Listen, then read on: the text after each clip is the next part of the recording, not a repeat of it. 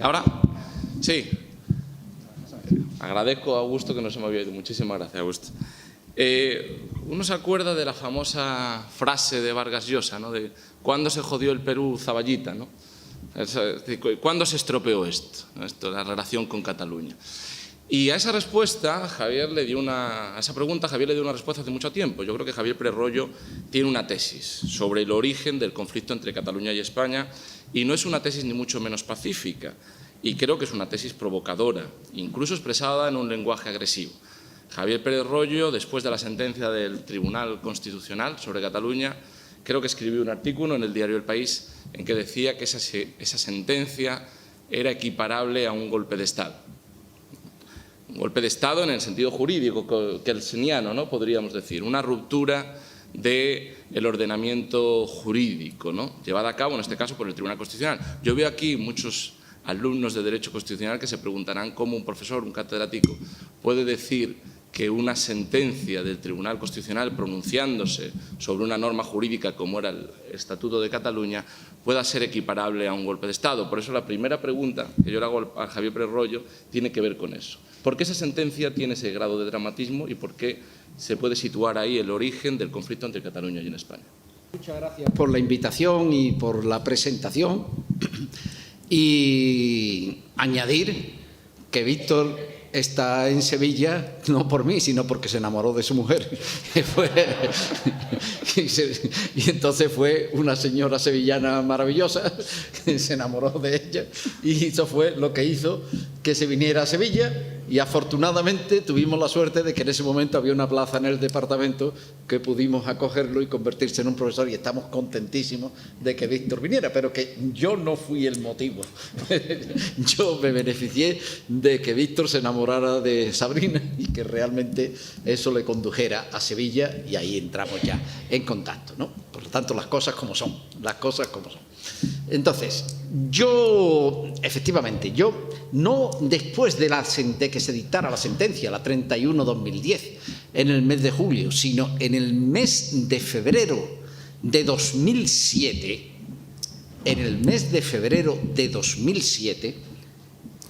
¿se oye o no se oye? O demasiado. Yo es que casi no necesito, ¿no? En el mes de febrero de 2007, yo escribí un artículo en El País. Yo publicaba semanalmente en El País y publiqué un artículo que lo titulé así: Golpe de Estado. Y fue con motivo de la sentencia del Tribunal Constitucional mediante la cual se recusó al profesor Pablo Pérez Trems, que era un magistrado del Tribunal Constitucional. Y entonces se hizo una recusación que, desde mi punto de vista y desde todos los puntos de vista, fue una recusación que carecía de cualquier fundamentación jurídica y que se hizo para alterar el equilibrio que había en el Tribunal Constitucional, que tenía que resolver precisamente el recurso contra la reforma del Estatuto de Autonomía de Cataluña que había interpuesto el Partido Popular. Y entonces, la sentencia es una sentencia que no tiene justificación de ningún tipo, eso lo reconoce ahora todo el mundo.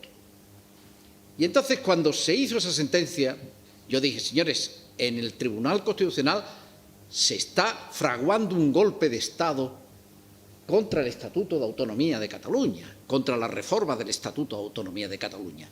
Y esto se detiene, o como triunfe el golpe de Estado, el problema va a ser un problema completamente inmanejable. Yo lo avisé en el 2007, en febrero del 2007, las sentencias de julio de 2010. Aquí se está preparando algo que realmente va a ser materialmente un golpe de Estado, el efecto de un golpe de Estado. Y efectivamente, después se dictó la sentencia, tardó 3 años en abrirse camino. El golpe de Estado se dio, se fraguó lentamente, costó trabajo, pero se acabó abriendo camino y al final hubo una sentencia que formalmente es una sentencia, formalmente es una sentencia del Tribunal Constitucional, pero materialmente es un golpe de Estado en la medida en que destruye la Constitución territorial. La Constitución territorial que está prevista en el 78, que estaba en el 78, es una Constitución que descansa en 2 pilares. Sí, la Constitución territorial no es la suma de los artículos del título 8º de la Constitución y del Estatuto de Autonomía o de los 17 Estatutos de Autonomía. Los artículos del título 8º de la Constitución y los artículos de los distintos Estatutos de Autonomía no los lee nadie, nada más que los profesores de universidad, que tenemos la obligación de estudiarla y de explicarla. Pero en sí mismos son un derecho constitucional muy técnico, es una de las partes más técnicas del derecho constitucional, y es unos derechos que realmente un ciudadano normal y corriente, aunque lo leyera, sería difícil que lo entendiera, a menos que fuera una inteligencia absolutamente excepcional. Porque es una parte muy técnica, que exige conocimientos técnicos para poderlo interpretar, ¿no? Entonces, la Constitución no puede ser eso. La Constitución, el Estatuto de Autonomía, que es una norma materialmente constitucional, ambas integran el bloque de la constitucionalidad, no puede ser eso. Porque la Constitución es una norma que exige la adhesión ciudadana. Lo que diferencia a la ley de la Constitución, o a la Constitución de la ley, mejor dicho, es que la ley no exige la adhesión ciudadana. La ley es conveniente que tenga la adhesión ciudadana, pero no es imprescindible que la tenga. Una ley con la cual los ciudadanos no están de acuerdo se aplica y surte efectos. Ahí tenemos la ley Mordaza. Con base en la ley Mordaza se han impuesto ya aproximadamente 100.000 sanciones. 100.000 sanciones, cerca de 100.000. No una ni dos. Y la ley Mordaza es una ley que mayoritariamente no es aceptable por la sociedad española. Se está intentando derogarla, no se ha podido conseguir en la pasada legislatura, pero casi con toda seguridad en la próxima legislatura se derogará porque no es aceptada por la sociedad española y acabará siendo derogada. Pero la ley se aplica. Una ley puede ser nociva, pero no es nunca estéril. No es nunca estéril. Nos guste o no nos guste, ahí tenemos la ley de financiación de las comunidades autónomas. Se aplica. Y cuando las comunidades no estaban de acuerdo, llegaba el señor Montoro e imponía su aplicación. La ley se aplica. Una Constitución no, una Constitución o tiene la adhesión ciudadana o es una norma estéril, que no sirve para nada. Y por eso la Constitución tiene que ser entendida. Y los ciudadanos tienen que prestarle su adhesión. Entonces, ¿cuál es la Constitución territorial? ¿Cuál es la forma de integración de las nacionalidades y regiones en el Estado que se contempla en la Constitución española? Descansa fundamentalmente en dos pilares, dos garantías. Una que juega a favor del principio de unidad política del Estado, que juega a favor del Estado, y que consiste en que ninguna nacionalidad puede imponerle al Estado un estatuto con el que el Estado no esté expresamente de acuerdo. Esa es la primera garantía. Y por eso la Asamblea de Parlamentarios, el Parlamento correspondiente de la nacionalidad, de las comunidades que acceden a la autonomía por la vía del artículo 151, no hacen un estatuto de autonomía, sino que elaboran un proyecto de estatuto de autonomía que lo remiten a las Cortes Generales. Y se inicia una negociación entre la Comisión Constitucional del Congreso de los Diputados y una delegación de la Asamblea proponente, del Parlamento proponente, que fijan el contenido del Estatuto de Autonomía. Y una vez que el contenido del Estatuto se ha fijado, se somete a referéndum de los ciudadanos de la nacionalidad, de los destinatarios de ese pacto entre el Parlamento proponente y las Cortes Generales a través de la Comisión Constitucional del Congreso de los Diputados. Esa es la segunda garantía. La primera garantía juega a favor del Estado, del principio de unidad política del Estado. Ninguna nacionalidad puede imponerle al Estado un estatuto con el que el Estado no esté de acuerdo. La segunda garantía juega a favor del derecho a autonomía, de la nacionalidad. El Estado no puede imponerle a ninguna nacionalidad un estatuto al que no den su consentimiento expresamente en referéndum los ciudadanos. Entonces, ¿qué es lo que ocurrió con la reforma del Estatuto de Autonomía de Cataluña? Que el Estatuto de Autonomía de Cataluña se aprobó en el Parlamento de Cataluña, se remitió a las Cortes Generales, se pactó en las Cortes Generales, que hicieron un control de constitucionalidad muy intenso de ese estatuto que había sido aprobado por el Parlamento de Cataluña y que posteriormente se sometió a referéndum. Ese estatuto estuvo 4 años en vigor desde el 2006 al 2010 sin que se plantearan problemas de ningún tipo. Al contrario, se reduce la conflictividad de manera significativa entre Cataluña y el Estado durante esos 4 años, pero ese estatuto fue impugnado por el Partido Popular y el Tribunal Constitucional acaba aceptando la impugnación del Partido Popular. ¿Y qué es lo que hace el Tribunal Constitucional? Desautorizar el pacto entre el Parlamento de Cataluña y las Cortes Generales y desconocer el resultado del referéndum. Es decir, las dos garantías, los dos pilares en que consiste la Constitución territorial, que es el pacto entre los dos parlamentos y el referéndum, esa es la Constitución. A eso es a lo que dan el asentimiento los ciudadanos. Ciudadanos de Cataluña aceptan la Constitución y el Estatuto de Autonomía para el ejercicio del derecho de autonomía porque es el estatuto que ha sido pactado por su Parlamento con el Parlamento del Estado y que ellos han votado en referéndum. Se dice, usted no entiende, es que no se sabe lo que ha dicho, qué es lo que ha dicho el Tribunal Constitucional. Los ciudadanos no lo saben, claro que no lo saben, ni lo pueden explicar. Pero lo que sí saben los ciudadanos es que ellos eligieron un Parlamento, que su Parlamento elaboró una reforma del Estatuto de Autonomía, que eso se envió a las Cortes Generales, que se pactó y que ese pacto después ellos lo refrendaron.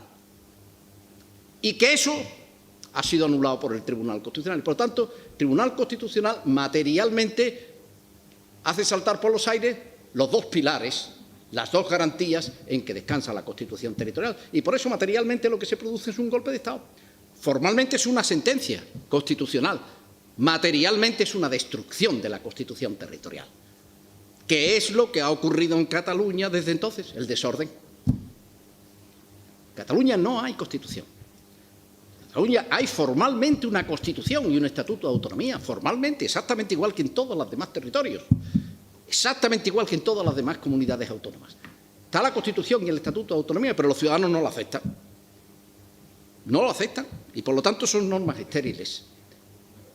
La sentencia del Tribunal Constitucional fue una especie de bomba de neutrones. Es decir, es una bomba que deja intactas las paredes del edificio, pero que hace desaparecer la vida del interior. Las paredes están ahí. La Constitución y el Estatuto están ahí. En Cataluña exactamente igual que en las otras 16 comunidades autónomas. Exactamente igual. Pero los ciudadanos de Cataluña no aceptan. Esta no es nuestra Constitución, esta no es nuestro Estatuto de Autonomía. Y por lo tanto es una norma estéril. Y estamos con el desorden que se produce en toda sociedad democrática cuando no hay Constitución. Sin un orden político en Cataluña no es posible un orden político en España, ¿no? Es decir, el desorden político y la destrucción del sistema de partidos también en Cataluña, la incapacidad de llevar a cabo una vida parlamentaria con normalidad, influye también y contamina la propia gobernabilidad del Estado español. Bien, en ese sentido, yo la pregunta que le hago es ¿cuál sería el primer paso para poder recuperar, no quizás la solución constitucional, pero sí un contexto, un ecosistema de viabilidad política? No lo sabe absolutamente nadie, ni lo puede saber absolutamente nadie. De alguna manera tendremos que encontrar una fórmula.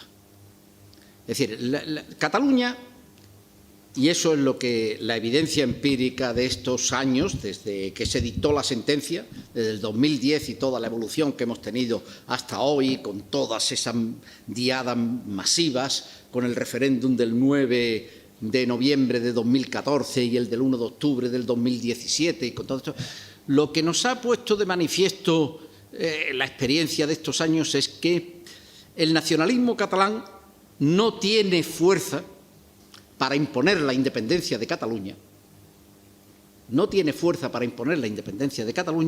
pero sí tiene tamaño y consistencia suficiente como para hacer ingobernable España.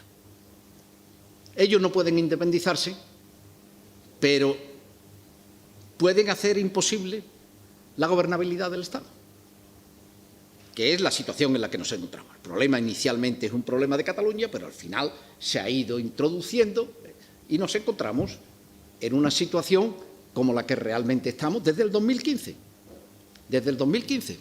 Primero hubo unas elecciones, que no se pudo formar gobierno, que hubo que repetir elecciones. España es el primer país de Europa Occidental que ha tenido que repetir elecciones después de la Segunda Guerra Mundial. Primero, por la imposibilidad de formar gobierno. Después se constituye el gobierno de Mariano Rajoy como consecuencia de la abstención del Partido Socialista. Hay una falsa mayoría de investidura que se constituye no porque haya una mayoría que apoya la formación del gobierno de Mariano Rajoy, sino porque el PSOE se abstiene, que le costó el puesto a Sánchez, el famoso no es no, que después toda aquella cosa que ustedes seguro que tienen en la cabeza, y se formó el gobierno, y ese gobierno pues no puede gobernar porque no tiene mayoría de gobierno. Entonces no envía leyes al Parlamento, legisla mediante decretos leyes, no aprueba presupuestos, en fin, no hace ninguna de las tareas que tiene que hacer el sistema parlamentario y acaba con una moción de censura que forma un gobierno que tiene 84 diputados y que está renqueando, haciendo nuevamente decretos leyes porque no puede aprobar leyes y que llega un momento en el que ya no puede aprobar presupuestos y entonces tiene que disolver y convocar elecciones que son las que vamos a celebrar ahora el día 28 de abril y ya veremos qué es lo que pasa, ¿no? Entonces, estamos ante un sistema político que desde el 2015 funciona no de manera abiertamente anticonstitucional, pero sí de una manera claramente distanciada de lo que la Constitución prevé, ¿no? Entonces, en el derecho constitucional, nosotros hay una clasificación de las constituciones que hacía el profesor Levenstein, que decía que las clasificaciones son constituciones normativas, nominales y semánticas, decía él, ¿no? Las normativas son aquellas en las cuales lo que ocurre en la realidad se corresponde razonablemente bien con lo que la Constitución prevé. Nominales son aquellas en las que existe una diferencia notable, más o menos alta, más o menos, pero una diferencia perceptible entre lo que la Constitución prevé y lo que ocurre en la realidad. Y semánticas son aquellas en las que cualquier parecido es pura coincidencia, ¿no? Y entonces, la Constitución española ha sido una Constitución normativa desde 1978 hasta el 2011-2015. La última legislatura en la que realmente se ha desarrollado el sistema político español de acuerdo con lo previsto en la Constitución es la de 2011-2015, la última con una mayoría absoluta del Partido Popular, con Mariano Rajoy, enormemente conservadora, muy reaccionaria, con una interpretación de la Constitución de la que yo discrepo radicalmente, pero bueno, que está ahí y que se hizo de acuerdo con lo que la Constitución prevé. Aunque yo esté completamente de acuerdo políticamente con la interpretación que hacía el gobierno del Partido Popular y la mayoría parlamentaria del Partido Popular, pero se hace. Pero desde el 2015 es que ya no. Desde el 2015 ahora mismo ya tenemos un sistema político que funciona de una manera muy distinta, con una diferencia notable de lo que aquello. Nosotros, por ejemplo, el sistema parlamentario, hay un órgano que es el Parlamento y en ese Parlamento tiene tres funciones parlamentarias. En la Constitución se le asignan 3 funciones parlamentarias, 3 y nada más que 3. Dice el artículo 66.2, la potestad legislativa, la potestad presupuestaria, la potestad de control gubernamental. Esas son las 3. Después hace muchas más cosas. A la Constitución le atribuye también algunas tareas adicionales, pero las funciones parlamentarias, las que son identificadoras del sistema parlamentario en cuanto tal, son esas 3. Bueno, desde el 2015 no se legisla, no se aprueban leyes, no se envían leyes, proyectos de ley al Parlamento por parte de los gobiernos que ha habido. Se ha estado legislando mediante decretos leyes, legislación gubernamental, pero no legislación parlamentaria, porque es imposible que un proyecto de ley recorra el procedimiento que está previsto en la Constitución y los reglamentos parlamentarios para la aprobación de la ley, una ley que se sometiera descarrila, por lo tanto la primera función, no se aprueban presupuestos y como no hay leyes ni presupuestos, no hay propiamente control de la acción de gobierno. Hay que si un máster, que si una tesis doctoral, que si una... pero no hay control de la acción de gobierno porque no hay acción de gobierno, porque la acción de gobierno se expresa a través de la actividad normativa y de la actividad presupuestaria. Hay gestión ordinaria de los asuntos públicos, pero no hay dirección política. Y por lo tanto nos encontramos con que tenemos una Constitución nominal. La Constitución española desde el 2015 no es una Constitución normativa, es una Constitución nominal. Y la Constitución nominal... esa es la antesala de un proceso de disolución, Esa es la antesala de un proceso de disolución, de desmoronamiento de un sistema constitucional. O sea, estamos en ese momento en una crisis constitucional de una envergadura extraordinaria. Estamos en un momento de una crisis constitucional de una envergadura extraordinaria que se lleva fraguando desde hace tiempo, que empieza, evidentemente, y además empieza con el problema con el que se avisó cuando se hizo la Constitución, que era el problema decisivo para la Constitución del 78. Cuando se hace la Constitución, cuando se inicia el debate de la Constitución del 78 se inicia el 5 de mayo. 5 de mayo de 1978 en la Comisión Constitucional del Congreso de los Diputados. Ahí es donde se hace, el debate más importante se hizo en la Comisión Constitucional, ese es el primero. Y en ese día, 5 de mayo, intervienen todos los grandes, menos Adolfo Suárez, intervienen no los portavoces de los grupos parlamentarios.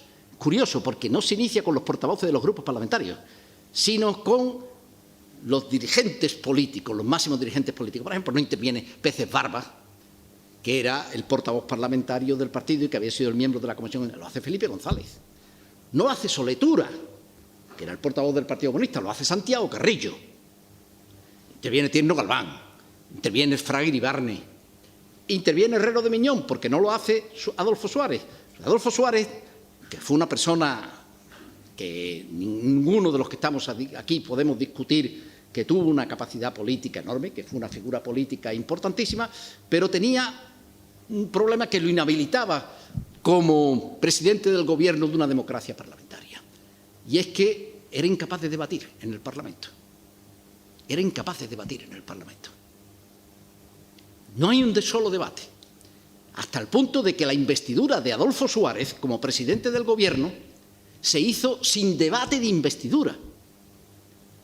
La investidura de Adolfo Suárez como presidente del Gobierno en 1979, después de las primeras elecciones constitucionales, se hizo sin debate. Se hizo la votación del presidente del Gobierno y una vez que se había producido la votación y la investidura, hubo un turno de explicación de votos por parte de los portavoces de los grupos parlamentarios. Adolfo Suárez era incapaz de debatir. Era el problema suyo, era un problema que tenía incapaz, tenía un pánico cerval al debate parlamentario. Y por eso no podía serlo. Fue una persona importantísima para la transición, para hacer la transición, pero era incapaz de gobernar como presidente de una democracia parlamentaria porque era incapaz de debatir. Entonces no intervino. Pero intervinieron todos los demás. Y todos dijeron, y es casi el único punto en el que hay una coincidencia en el diagnóstico. Dice, esta Constitución se la juega en la definición que dé de la estructura del Estado y en la capacidad que tenga para dar una respuesta al problema de cómo se hace compatible el poder del Estado con el poder de los entes territoriales de ámbito inferior al Estado. Si es capaz de dar una respuesta estable e indefinida a este problema, esta Constitución será un éxito. Si no, será un fracaso. Es decir, estábamos avisados. Y efectivamente, esta Constitución, el problema que se le ha planteado y el que estamos ahora mismo, por el que estamos en medio de una crisis constitucional, es por el problema que se ha planteado en Cataluña, que es el problema de la compatibilidad del principio de unidad política del Estado con el ejercicio del derecho a la autonomía de una de las nacionalidades que integran España. Y ahí estamos. ¿Cómo se sale de aquí? Ahora mismo no tenemos forma jurídicamente. Tendríamos una. Y es que el nacionalismo catalán se aviniera a aceptar la sentencia del Tribunal Constitucional y a decir aquí no ha pasado nada y seguimos. Como si no pasara nada. Esa sería. Pero si no se produce, ahora mismo no tenemos una forma jurídicamente ordenada para salir de la situación en que nos encontramos. Y además nos encontramos con que el problema está ante los tribunales de justicia. Y claro, los tribunales de justicia sirven para lo que sirven.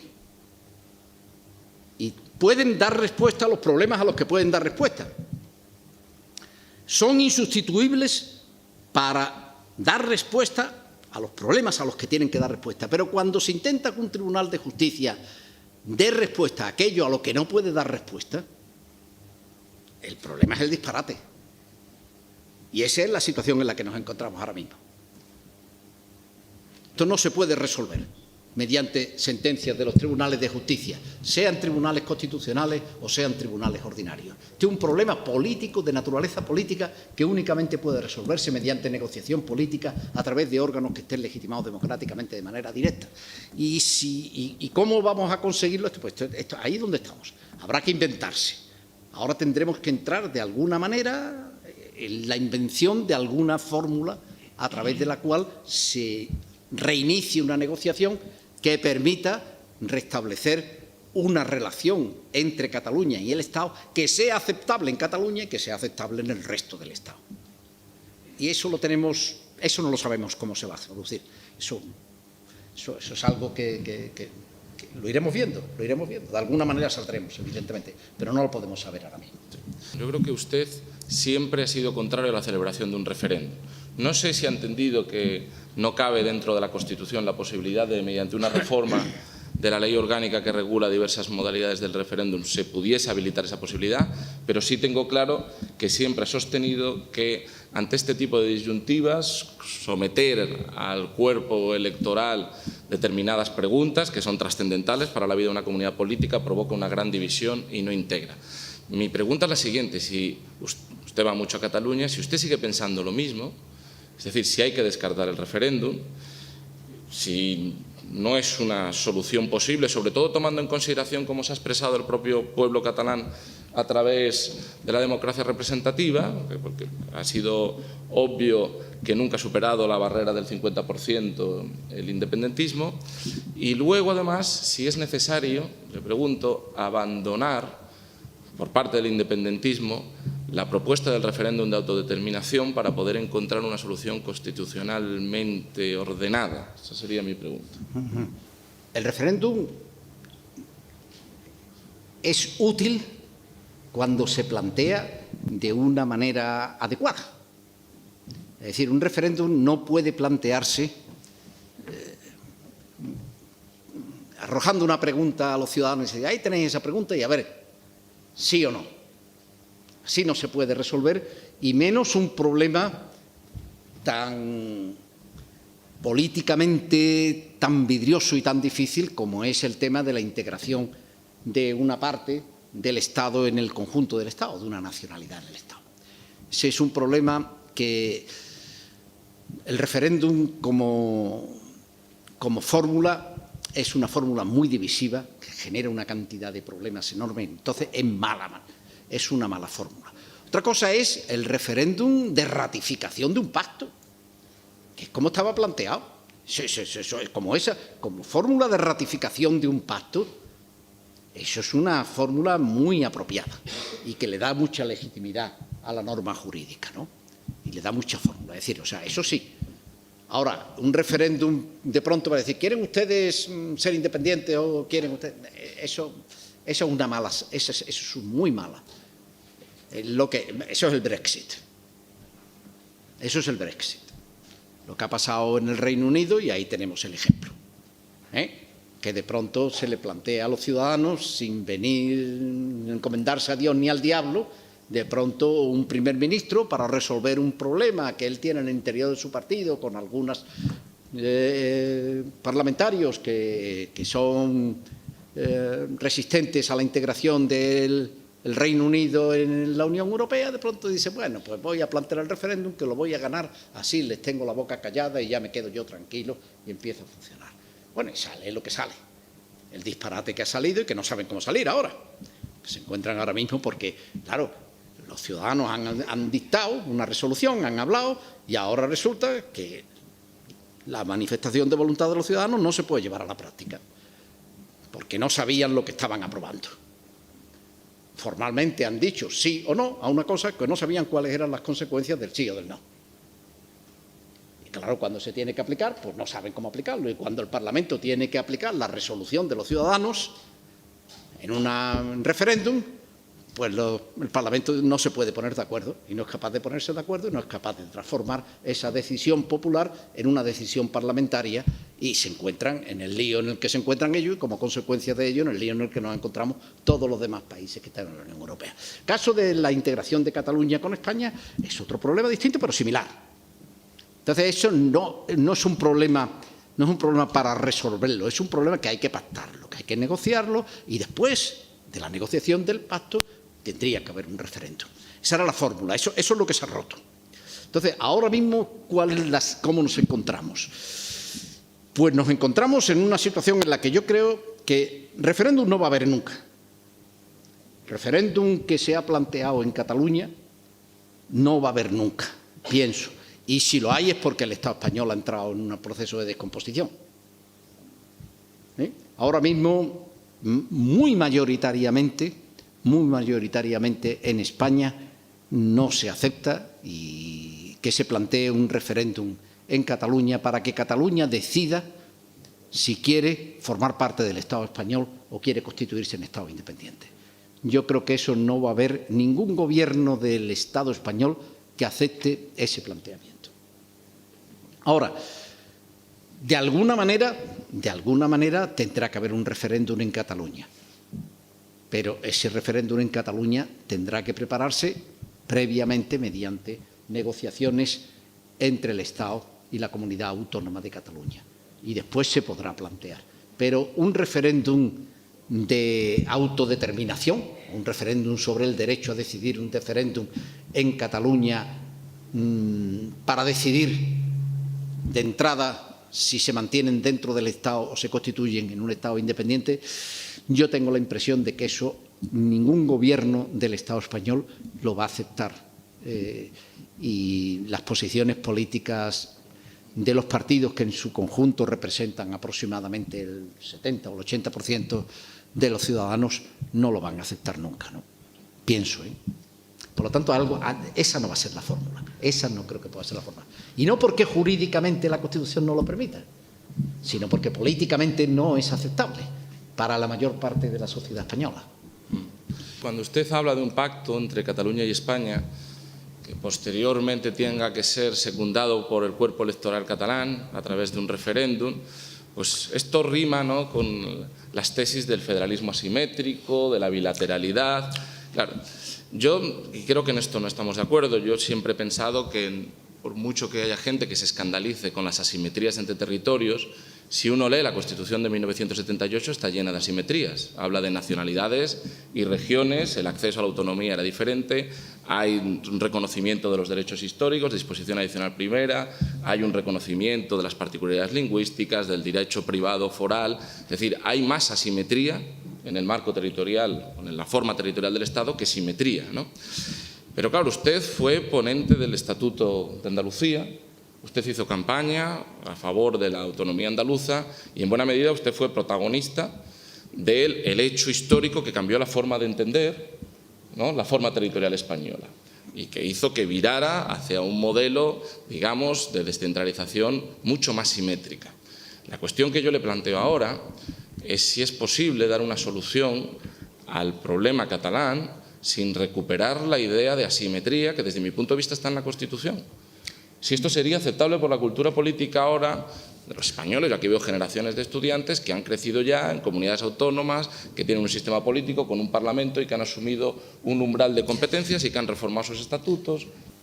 Con una negociación bilateral exclusivamente entre Cataluña y el Estado, no se va a poder resolver. Es decir, aquí el problema para al final encontrar una solución, yo creo que tiene que ser una reforma de la Constitución que convierta, que se pase del Estado de las autonomías a un Estado federal. La respuesta tiene que ser una Constitución federal, ¿no? La Constitución tiene que ser una Constitución federal. Entonces, este es un tema que lo vengo explicando desde hace tiempo, ¿no? Es decir, yo a los alumnos, cuando les explicaba el tema de la descentralización política, yo siempre le empezaba la explicación y les remitía y les decía, bueno, vamos a volver al derecho a la vida. Al derecho a la vida, ¿no? Entonces le decía a los alumnos, ¿ustedes recuerdan cuando estudiamos el derecho a la vida, el artículo 15 de la Constitución, y el tema de la interrupción voluntaria del embarazo? Y entonces recordarán ustedes que yo les decía que para hacer frente al problema de la interrupción voluntaria del embarazo hay dos respuestas. básicamente.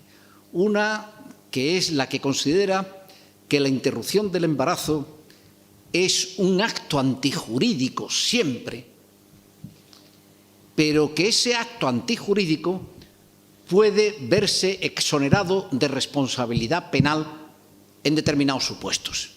En el caso de violación, en el caso de malformación de feto, en caso del peligro para la vida de la madre. En esos tres supuestos,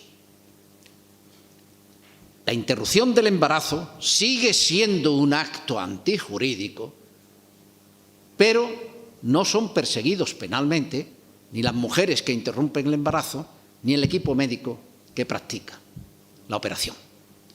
Es la ley de supuestos, la ley de supuestos. Y hay otra respuesta, que es la que considera que la interrupción del embarazo es un derecho constitucional de la mujer embarazada que puede interrumpir el embarazo dentro del plazo previsto por la ley. Esa es la ley de plazos. Son las dos respuestas que hay. Y yo le decía a los alumnos, la primera es una respuesta, la segunda es una solución.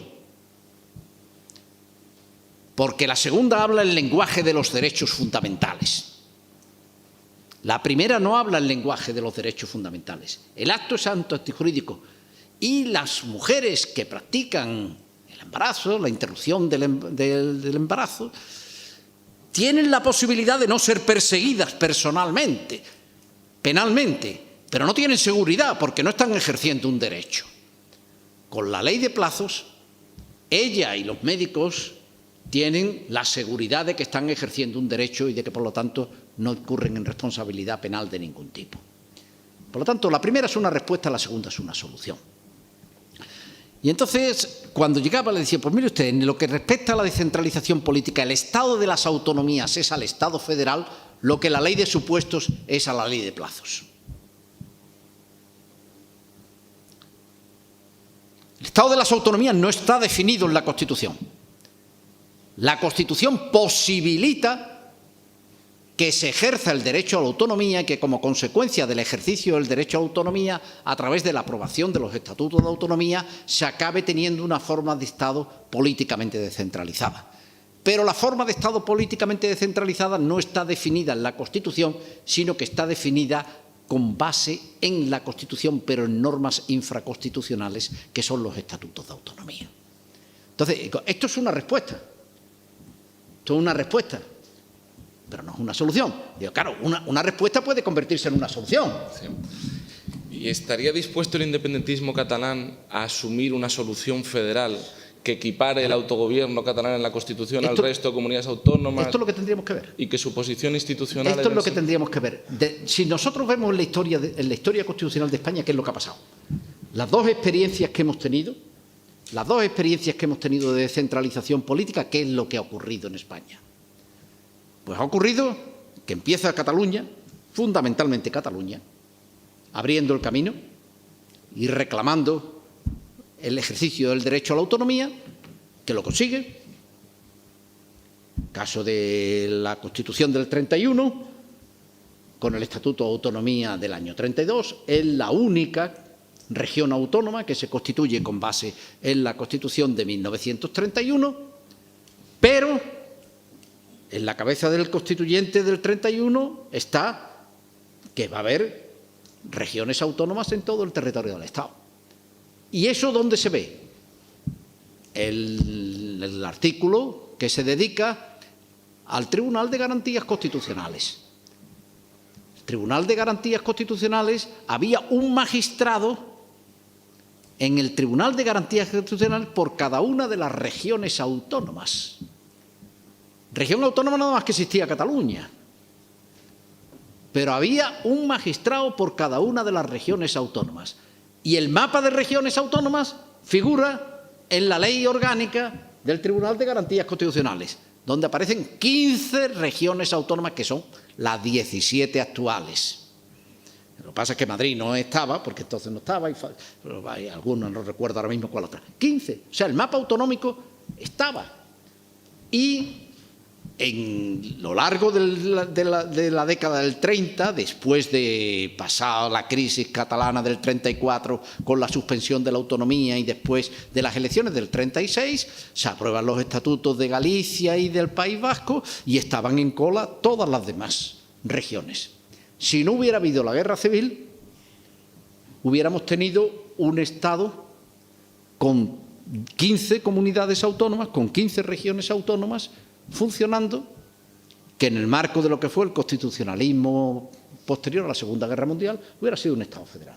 Entonces, esa era Entonces, Cataluña, ¿qué es lo que ocurre en el 78? En el 78 ocurre algo parecido. En el 78 ocurre algo parecido. Se abre un proceso en el cual se distingue entre nacionalidades y regiones y, en principio, se tiene un diseño en el que parece que va a haber dos nacionalidades, que son Cataluña y el País Vasco, que van a tener un estatus jurídico distinto de todas las demás. Y después empiezan a plantearse problemas, los problemas se plantean en Galicia y Andalucía. Una vez que se ha resuelto el problema de Cataluña y el País Vasco en noviembre del 79, y ya está pactado el estatuto y se somete a referéndum y se inicia el proceso de desarrollo del ejercicio del derecho a autonomía, Cataluña y el País Vasco, se plantea el problema en Galicia y en Andalucía. En Galicia, porque a Galicia se le intenta imponer un estatuto de autonomía rebajado con respecto al estatuto que se había aprobado para Cataluña y el País Vasco. Y en Galicia hay una rebelión contra ese intento de rebaja del Estatuto de Autonomía en Galicia. Y entonces el Estatuto de Autonomía de Galicia se deja en el congelador y se para. Y no se somete a referéndum, se queda ahí parado. Y a continuación se decide por parte de Unión de Centro Democrático que todas las demás regiones accederán a la autonomía por la vía del artículo 143, pero se encuentran con el obstáculo de que en Andalucía ya se había ejercido la iniciativa el derecho de iniciativa autonómica con base en el artículo 151.1 de la Constitución y había que hacer un referéndum, y el referéndum es el referéndum del 28 de febrero de 1980. Y en ese referéndum, pues los ciudadanos de Cataluña, los ciudadanos de Andalucía, de una manera extraordinariamente masiva, el 55% del censo electoral. 55% del censo electoral es algo que no se ha producido nunca en España. Piensen ustedes que en Cataluña, en los referéndums estos, independientemente, o en las elecciones plebiscitarias, los partidos independentistas han conseguido un 47% del sufragio válidamente emitido, que viene a ser aproximadamente el 33 o el 34% del censo electoral. En Andalucía el 55%. En Andalucía el 55%. Eso no se ha hecho en la historia de España nunca. Y entonces, por eso, se planteó el acceso por la vía del artículo 151, entonces hubo que reinterpretar la Constitución mediante los pactos autonómicos y entonces ya se diseña todo el mapa autonómico. Y al final se acaba con 17 comunidades autónomas que tienen prácticamente la misma estructura organizativa, el mismo nivel competencial, etc. Es decir, ¿qué es lo que nos dice la historia de España? Que el impulso viene de Cataluña, pero que a continuación vienen todas las demás. Y que no hay gobierno de España que tenga legitimidad para dirigir el Estado si realmente considera que ese problema es un problema exclusivamente de Cataluña o del País Vasco y no de los demás. Entonces, al final el problema tiene que tener un problema que sea general para el conjunto del territorio del Estado. Eso ahora mismo va a tener unas dificultades enormes en Cataluña y en el País Vasco, el nacionalismo catalán y el nacionalismo vasco, aceptar una negociación en la cual sería una parte como más, otra parte más, una parte del todo, como son todos los demás. Pero yo creo que esa es una solución que casi inevitablemente, yo ahora mismo no creo que se pudiera, que en el resto del Estado se fuera a aceptar una situación que fuera de bilateralidad con Cataluña. Y por lo tanto, al final yo creo que tendrá que abrirse camino una solución de naturaleza federal. No sé cuánto tiempo vamos a tardar en esto ni cómo tendremos que irlo haciendo, pero por ahí vamos a tener que andar. Profesor Javier Pérez Royo, día 3 de octubre. interviene el jefe del Estado y creo que usted ha sido la única voz crítica, muy, muy crítica, con esa intervención de Felipe VI dentro de la doctrina constitucional. Si no recuerdo mal, usted califica dicha intervención no solo de inoportuna políticamente, sino una intervención que constituye un desafuero de sus funciones constitucionales. También, en su última obra sobre la reforma constitucional, La reforma imposible, sostiene la tesis de que en España ha sido imposible la reforma constitucional, a partir de la Constitución de 1978, una reforma por la presencia del principio monárquico, de la monarquía. Yo creo que son dos opiniones lo suficientemente contundentes como para que merezcan una explicación. ¿Por qué la intervención del jefe del Estado el 3 de octubre es un desafuero constitucional? ¿Y por qué la monarquía impide que se renueve el consenso constitucional español para adecuarlo a la realidad política del país? La monarquía, porque un monarca parlamentario no puede entrar en el debate político. Y en el debate político, en el tema más importante y más vital con el que tiene que enfrentarse una sociedad. El monarca no tiene legitimación democrática. Y un poder que no tiene legitimación democrática no puede intervenir en el proceso político, no puede participar. Simplemente no hay ningún monarca parlamentario que pueda hacer eso. Y si España es una monarquía parlamentaria, el monarca parlamentario no puede participar en el debate político. Y en el tema además más importante, el tema más importante que se ha planteado desde la entrada en vigor en la Constitución, es que no ha habido ni un solo tema de esa envergadura. Y ese es un problema que no puede entrar el jefe del Estado y tomar posición. Lo siento, pero eso no lo puede hacer. Eso no hay, no digo yo monarca parlamentario, yo creo que eso, de poderlo hacer alguien en toda Europa, presidente de la República Francesa. Ningún otro jefe del Estado. Ningún otro jefe del Estado podría hacerlo. Pero no digamos ningún monarca. Digamos ningún monarca. El monarca no carece de legitimación democrática y un órgano que carece de legitimación democrática no es un poder del Estado. No es un poder del Estado, es un órgano, pero no es un poder del Estado. La soberanía nacional reside en el pueblo español del que emanan los poderes del Estado. Eso es una cláusula de estilo en todas las constituciones democráticas europeas. Si no hay legitimación democrática, no hay poder. Esa es una regla que no admite excepción. Por lo tanto, el jefe del Estado, en una magistratura hereditaria, no puede participar en el proceso político. A mí me parece que por eso creo, aparte que fue un error político, que ha conducido a que el jefe del Estado no pueda ir a Cataluña, nada más que con la protección de la policía. Y entra allí, lo tienen que encerrar en una habitación y no puede salir porque no puede, porque entonces es absurdo, ¿no? Entonces esto es una posición que parte de esto es que además constitucionalmente no puede hacerlo. Eso es poner el 1.3 por delante del 1.2. La Constitución española hay el 1.2 que dice la soberanía nacional reside en el pueblo español del que emanan los poderes del Estado. El 1.3 dice la forma política del Estado español es la monarquía parlamentaria. Bueno, pues el 3 de octubre lo que hizo el rey fue poner el 1.3 por delante del 1.2. Y no lo puede hacer. Por lo tanto, fue una desnaturalización de la monarquía parlamentaria que está definida en la Constitución. Y luego está el tema de la reforma de la Constitución. La reforma de la Constitución esto no es opinión, esto es información. España es el único país europeo que no reforma la Constitución. No la ha reformado nunca a lo largo de toda su historia. Entonces, una de las diferencias que existe entre España y los demás países de la Unión Europea es que en España no se reforma la Constitución. Se han hecho dos reformas formales, en 1992 y en 2011, una para la aprobación del Tratado de Maastricht y otra se reformó el artículo 13 y otra el artículo 135 para imponer el principio de estabilidad presupuestaria, pero eso han sido realmente dos reformas impuestas desde Europa.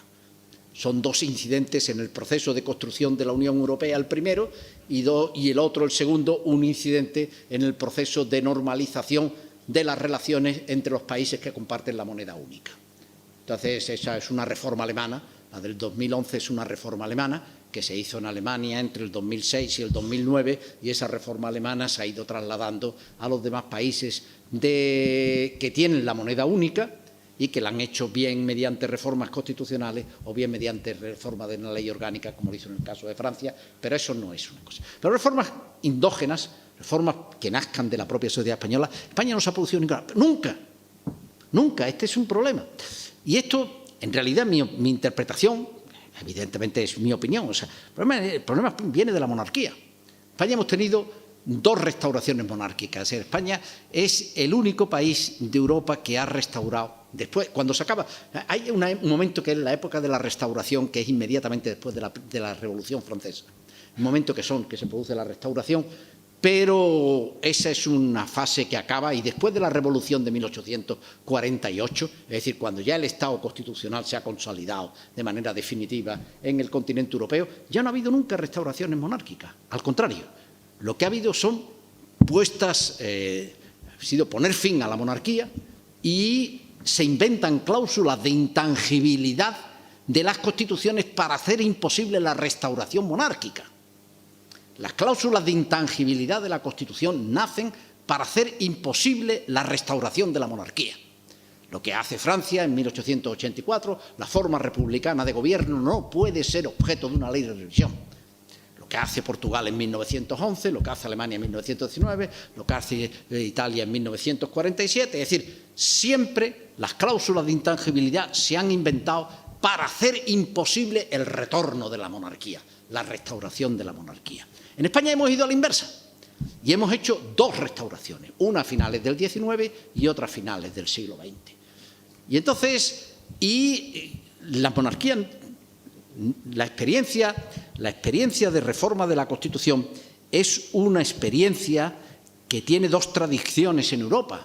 Una que es la traducción de las monarquías parlamentarias del norte de Europa, que son las monarquías que se constituyen como monarquías parlamentarias en la primera mitad del siglo XIX, es decir, en el tránsito del antiguo régimen al Estado constitucional, se constituyen las monarquías parlamentarias y estas monarquías sí han hecho uso de la reforma de la Constitución de manera continuada y por eso no ha habido vacías constitucionales y no ha habido interrupciones en el proceso.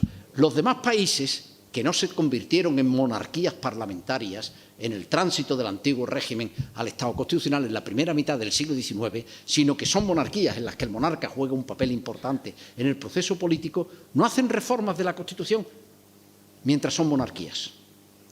Todas ellas acaban desapareciendo con la llegada del sufragio universal. Cuando llega el sufragio universal, las monarquías saltan por los aires y se transforman en repúblicas. Y entonces empiezan a hacer reforma de la Constitución. La reforma de la Constitución es una tradición o de las monarquías parlamentarias del norte de Europa o es una tradición republicana. En España no hemos tenido, que ni hemos sido una monarquía parlamentaria y nos hemos convertido en república, pero hemos vuelto atrás inmediatamente y hemos hecho restauraciones de la monarquía. Y tenemos 2 restauraciones. La primera que se hizo con la Constitución canovista, la segunda que se hace por el general Franco con la Ley de Sucesión de Jefatura del Estado en 1947 y que ya se consuma después de la muerte del general Franco ya con la transición y la Constitución del 78. Y hemos tenido 2 restauraciones. Y en esas 2 restauraciones y esto es lo importante no es la existencia de una magistratura hereditaria en la jefatura del Estado. La democracia puede convivir y las constituciones pueden reformarse con un jefe de Estado que sea un monarca. Tenemos toda la experiencia del norte de Europa. Lo que no es compatible es cuando hay 2 principios de legitimidad. Un principio de legitimidad democrático y un principio de legitimidad monárquico. Cuando el principio de legitimidad monárquico condiciona al principio de legitimidad democrático, el proceso de reforma de la Constitución se obtura. Eso es una realidad, eso es así. Me pasó en 1876, en la Constitución de 1876, y nos ha vuelto a pasar en la Constitución de 1978. Hay una investigación de Mariano García Canales, es un profesor de la Universidad de Murcia, escribió en 1981 publicó un artículo sobre los intentos de reforma de la Constitución de 1876, porque la Constitución de 1876 se empezó a discutir sobre la necesidad de la reforma cuando llega Alfonso XIII a la mayoría de edad y accede a la corona. Y entonces se plantea, y con una intensidad extraordinaria, en la opinión pública y en la Academia de Ciencias Políticas, en las universidades, en los periódicos, la famosa conferencia de Ortega, Vieja y Nueva Política de 1913, sobre la necesidad de la reforma de la Constitución. Es un tema sobre el que se está debatiendo, pero no se formaliza ninguna reforma de la Constitución. ¿Qué ocurre? Que llega en 1931 y una manifestación tan oblicua del sufragio universal como son unas elecciones municipales conduce a que España se acueste monárquica y se levante republicana. Y la Constitución salta por los aires. Entonces, la Constitución del 78, de la Segunda Restauración, es muy distinta de la Constitución de 1876. La España de hoy es muy distinta de la España de finales del XIX y del primer tercio del siglo XX. Pero, en lo que a la reforma de la Constitución se refiere, se está repitiendo exactamente la misma historia. La advertencia que hizo el profesor García Canales en el año 81, dice, señores, atención, atención, que hay que reformar las constituciones, que las constituciones son puntos de partida que tienen que reformarse y que si no se reforman acaban saltando por los aires. Esa advertencia, pues es una advertencia que ha caído en saco roto. Nosotros tenemos una Constitución que necesita reforma de una manera imperiosa, pero que, sin embargo, nos encontramos imposibilitados con un sistema político que es incapaz de darle una respuesta. Y estamos en una crisis que ya debería de haberse producido más de una reforma, deberíamos de haber entrado. Hasta ahora no ha sido posible y estamos, ya veremos a ver qué es lo que pasa, pero estamos en una situación que es la patología. La patología constitucional más importante que tiene la sociedad española es su incapacidad de renovarse, su incapacidad de reforma de la Constitución. Esa es la patología más grave. Porque al final la reforma es la institución en la que descansa la vida del Estado constitucional. La reforma de la Constitución es la institución en la que descansa. Yo también eso a los estudiantes, cuando les explico la lección esta, les digo, ahora mismo la abrimos, les digo a los alumnos, ustedes están empezando, porque claro, el derecho constitucional se explica en el primer año de la licenciatura y esto se explica cuando se habla de la reforma de la Constitución, se explica en el primer trimestre del curso, del primer año. Cuando se está estudiando la teoría general de la Constitución, entonces se le explica qué es la reforma de la Constitución. Y entonces a los estudiantes yo siempre recuerdo que les digo, miren ustedes no se van a encontrar con la reforma de la Constitución en ninguna de las asignaturas que ustedes van a estudiar a lo largo de la asignatura. Todos ustedes están iniciando su proceso de formación como juristas y no se lo van a encontrar. Y después, cuando terminen la profesión y tengan que ejercer la profesión, no se van a encontrar jamás con un problema de reforma de la Constitución, jamás. Nadie va a venir a usted a plantearle un problema de reforma de la Constitución, porque nadie tiene un problema de reforma de la Constitución en su vida. Nadie. Eso es lo que decía Rajoy, a mí nadie me pide la reforma de la Constitución. Yo salgo por ahí, estoy a mí nadie me pide la reforma de la Constitución. Claro, nadie tiene un problema de reforma de la Constitución. La gente tenemos los problemas que tenemos, pero nadie tiene un problema de reforma de la Constitución. Por lo tanto, y sin embargo, todo el derecho que ustedes van a estudiar y todo el derecho que ustedes van a aplicar cuando terminen la carrera y tengan que ejercer la profesión, descansa en la reforma de la Constitución. Ustedes quitan el título 10 de la Constitución y la Constitución salta por los aires. Ni los derechos son derechos fundamentales, ni hay estabilidad de las fuentes del derecho, ni nada de nada. Toda la vida del Estado constitucional descansa en la reforma de la Constitución, porque la reforma de la Constitución es el vínculo entre la legitimidad de origen y la legitimidad de ejercicio. El vínculo entre la legitimidad de origen del momento constituyente y la legitimidad de ejercicio del Estado constitucional en su funcionamiento diario. Esa legitimidad de origen tiene que renovarse, ese principio de legitimidad de origen tiene que renovarse porque sufre lo que pasa con el paso del tiempo a todas las instituciones humanas, que se va desgastando. Entonces hace falta. Y cuando no se renueva y se pierde ese contacto, pues al final acaba produciéndose una deslegitimación del conjunto del sistema y se convierte en una estructura que se la puede llevar por delante cualquier ventolera. Cualquier ventolera. Esa es la situación en la que estamos. Ese es el momento en el que ahora mismo nos encontramos. Y yo ya me dicen que tengo que callarme y que abrir las preguntas y como soy obediente... Muchísimas gracias, profesor Pérez Royo.